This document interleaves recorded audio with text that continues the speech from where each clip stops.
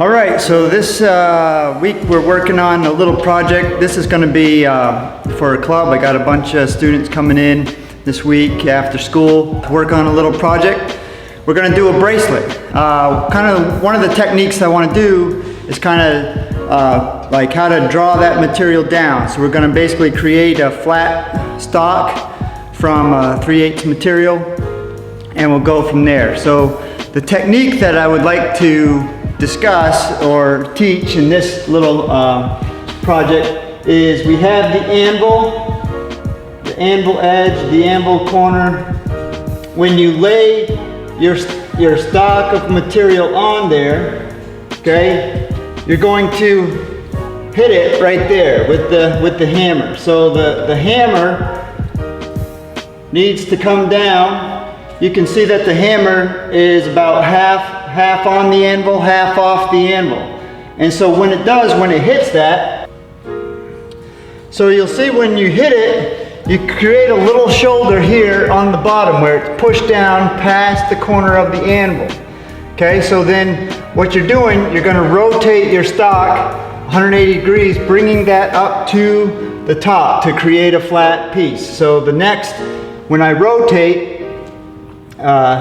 this material right here, 180 degrees, you'll see that I rotate this step up towards the top. And this is where I'm gonna work on my next hammer blow, still at the same location, coming straight, half on the anvil, half off the anvil.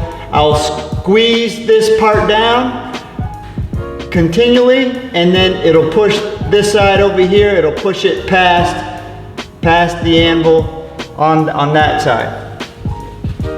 So what you do, creating that little step on the bottom, flip, hit it again, keep progressing till you get, close to 8 inches of flat material that you're going to use to make your bracelet out of. So that's kind of the first technique you'll see in this first step.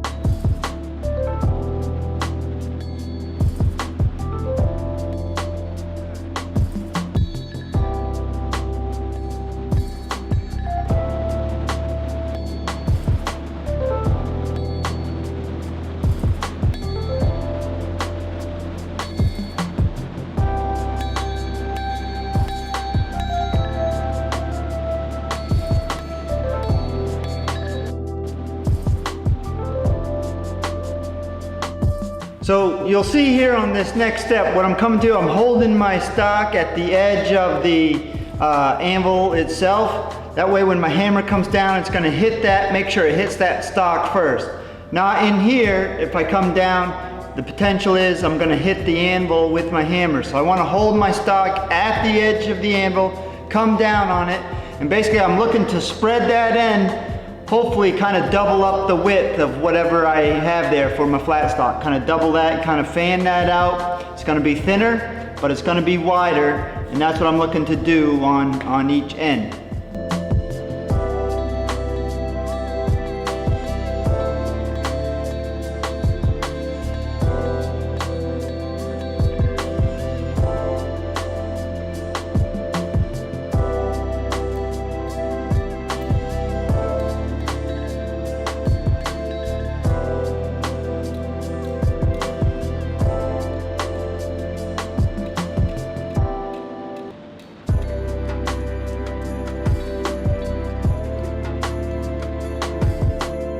So to get the length of the bracelet that I needed, I first need to measure my wrist. So I took a cord, I wrapped it around my wrist. I came out with just hair over about 8 inches. And then I decided to take away the thickness of my wrist. So the thickness is roughly about 1.5 inches. So I try to come back, you know, to 6.5, 7, somewhere in that range where it's going to be able to slide on through the side and twist and will hold on. So that's where I kind of get my measurements from when you're trying to figure out this project.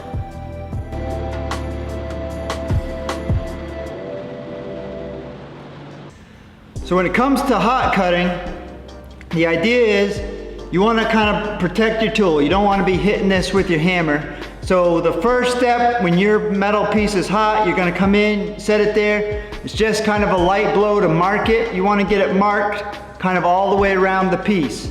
And then as you get continually harder as you go, you'll notice that the piece that you're cutting off will, at some point, it'll just kind of like drop and bend.